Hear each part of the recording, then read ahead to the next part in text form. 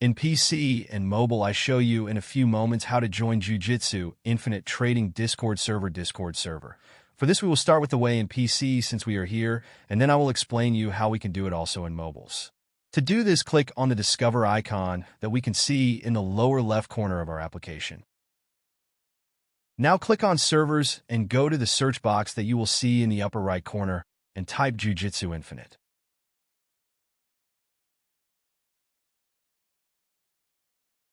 Now click on the server we are looking for, and then click on the Join button at the top of our Discord application.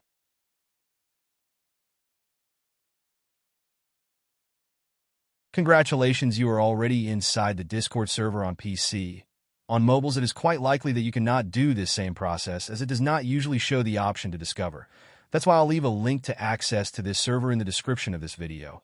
Simply access the description and click on it, and thereby automatically access the Discord server without doing anything else.